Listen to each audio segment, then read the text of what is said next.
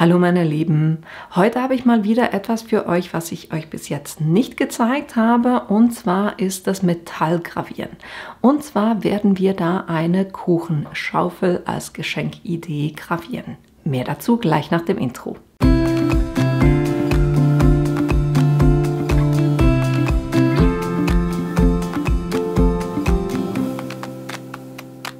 Um die Tortenschaufel zu gravieren, braucht man natürlich eine Tortenschaufel. Ich habe hier eine, die ist Chrom-Nickel-Stahl.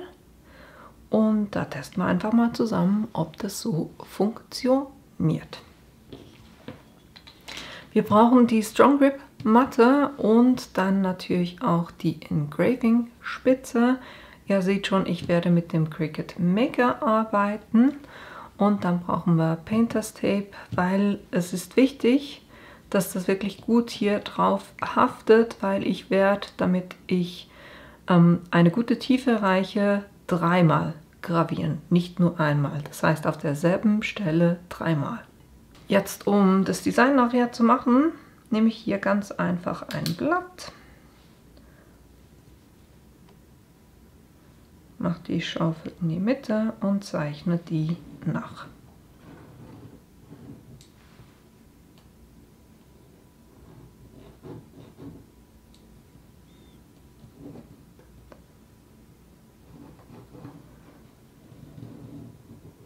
So dass ich eine gut sichtbare Linie habe.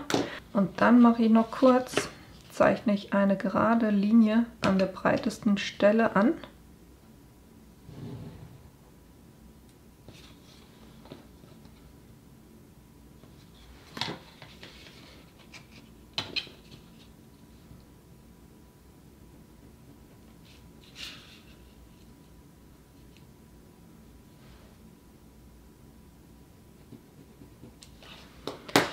Messe da kurz, wie breit das ist.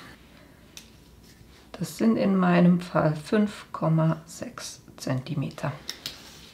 Weil so kann ich nachher das Größenverhältnis im Design Space auch festlegen. Um das Bild hochzuladen, geht ihr ganz einfach auf Hochladen, Bild hochladen, durchsuchen und holt es da, wo ihr das gespeichert habt. Und dann sage ich jeweils Komplex, gehe auf Weiter. Hier auch anwenden und fortfahren und dann natürlich hier drucken, dann schneiden und das hochladen. Dann könnt ihr das ganz einfach einwählen und zur Leinwand hinzufügen. Jetzt ist es so, dass dieses Bild größer ist. Und ich hatte das ja abgemessen, dass diese Linie hier 5,6 cm ist. Da habe ich mir ganz einfach über die Formen hier ein Viereck eingefügt, habe da das Größenverhältnis aufgehoben und habe gesagt, die Breite ist 5,6 cm.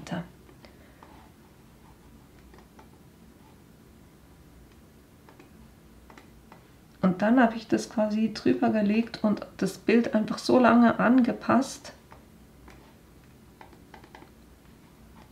bis der Streifen, den ich da angezeichnet habe, so lang ist wie das Viereck.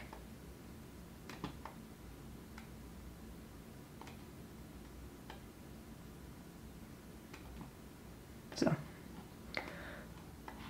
Das brauche ich dann nicht mehr, aber so weiß ich dann, dieses Bild hat das richtige Größenverhältnis.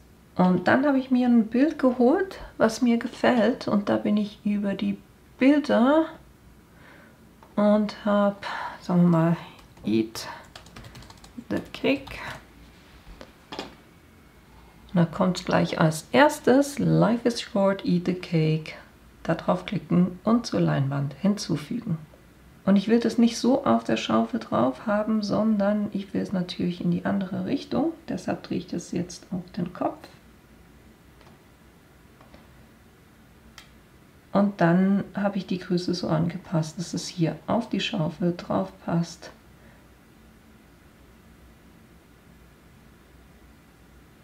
So in dem Stil. Jetzt besteht das aus verschiedenen Elementen und was ich jetzt mache, ist, dass ich das Ganze verschweiße. so dass es alles eins ist. Und ich hier auch, ne, wenn ihr Wörter selber schreibt, müsst ihr ja gucken, dass da, wo die Buchstaben zusammenhängen, dass das nicht geschnitten wird, wenn ihr schneidet. Dasselbe gilt natürlich auch fürs Gravieren. Und jetzt, damit das Ganze, ich habe ja gesagt, ich will es 3-mal gravieren und deshalb dupliziere ich das 2-mal und markiere mir alle 3 Elemente. Und beim Ausrichten sage ich zentrieren, so dass es alles übereinander liegt. Und jetzt sage ich verbinden. Jetzt müssen wir mit der Schaufel noch was machen. Im Moment ist es auf Drucken und Schneiden gesetzt und damit kann ich nicht viel anfangen. Deshalb nehme ich hier eine Form und zwar hier dieses Nabla-Symbol. Drehe das einmal um.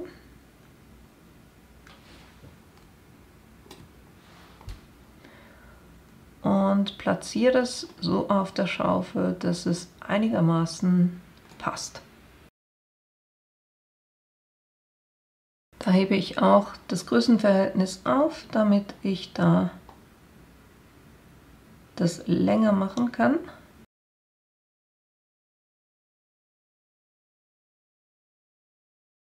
Es muss nur ungefähr sein, ne? Jetzt gehe ich mit dem kurz runter,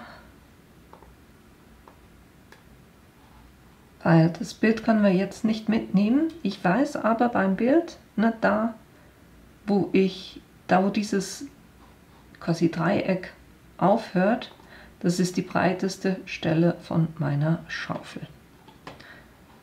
Deshalb blende ich hier das Bild aus. Jetzt platziere ich das hier in diesem Dreieck drinne, dass es mittig ist und ich weiß nachher in etwa, wo das zu liegen kommen soll. Ne? Hier unten. Das ist nur ein kleiner Abstand, in etwa so werde ich das platzieren. Jetzt muss ich mit diesen dreien hier, das ist auf einfacher Schnitt gestellt, aber ich will natürlich, dass das graviert. Jetzt sind alle 3 auf Gravur gestellt und hier machen wir das auch auf Gravur, geht ein bisschen einfacher. Und dann sage ich herstellen. So, jetzt kann ich dieses Dreieck nehmen, das natürlich wieder drehen, weil die Schaufel wird ganz unten, hier werde ich die Schaufel platzieren. Das kurz ein bisschen größer, damit wir da auch was sehen.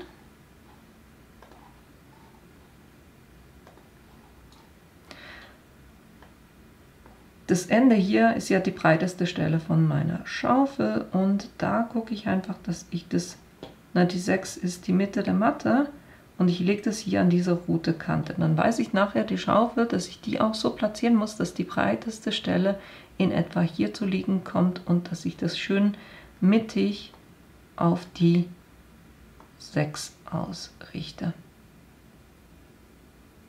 Na, hier. Dann kann ich dieses Element nehmen und das eben wieder so platzieren, wie ich das vorhin hatte.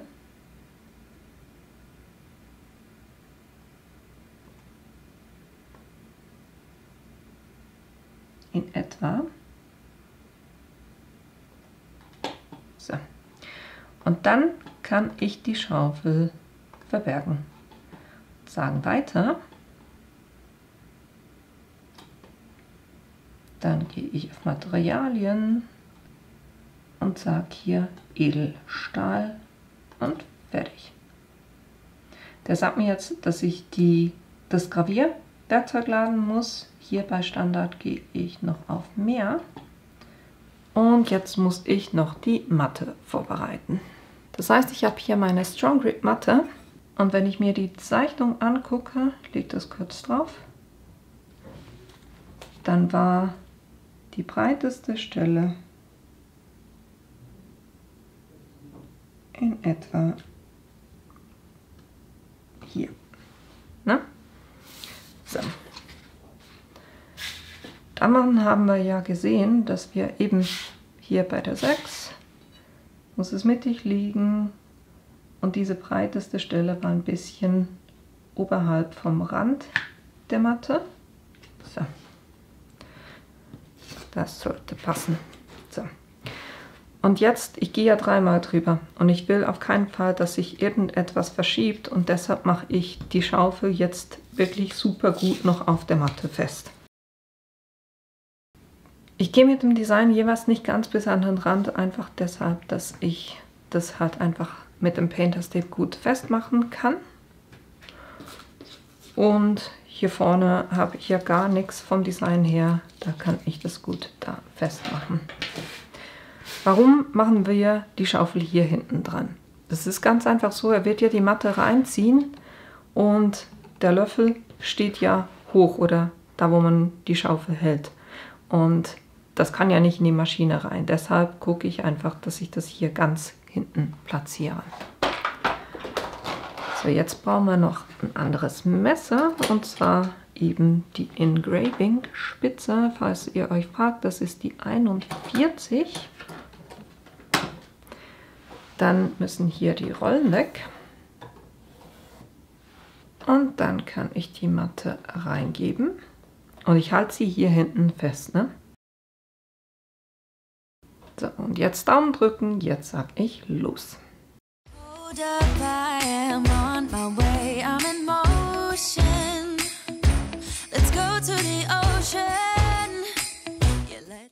Und wenn er fertig ist, könnt ihr die Matte rausnehmen.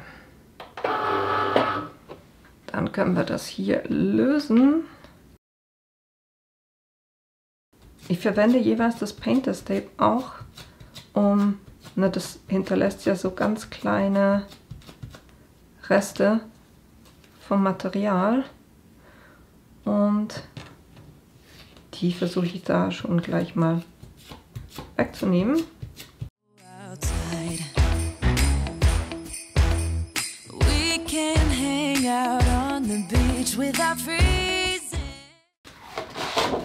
So. Und das hat wirklich gut festgehalten. Jetzt reinige ich die kurz, damit ich euch dann das fertige Resultat zeigen kann. So, ich glaube, so seht ihr es. Plus meine Kamera in der Spiegelung, aber passt. Es hat ein kleines, also ich habe es nicht ganz sauber in der Mitte platziert, aber passt schon. Aber ihr seht, es ist wirklich lesbar. Klar, ist jetzt ein bisschen schwierig, euch das in der Kamera so zu zeigen, aber in echt, man sieht es wirklich. Das heißt, wenn ihr über ein Element dreimal drüber geht, kriegt ihr das so hin, dass man das nachher auch lesen kann.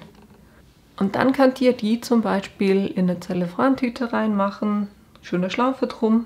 Und das Coole dran ist, dadurch, dass wir das graviert haben, ist da nicht irgendetwas zusätzlich drauf, sondern wenn ihr es graviert habt, es sauber gereinigt habt, dann könnt ihr die ganz normal eben auch als Kuchenschaufel verwenden und die ist nicht nur ein Deko-Element, ne? Und das war auch schon alles, was ich euch heute zeigen wollte, nämlich wie ihr eine Kuchenschaufel gravieren könnt und wie ihr es hinbekommt, dass es auch eben ein bisschen tiefer ist, als wenn ihr das nur einmal graviert. Ich hoffe, euch hat die Idee gefallen und ihr habt Lust, es selber auch auszuprobieren. Ich kann es wirklich weiterempfehlen. Ich finde die super cool. Und ja, hoffe natürlich auch, dass ich euch in einem meiner nächsten Videos wiedersehe. Bis bald! Yeah, isn't that amazing? In Christmas times, we'll be chilling.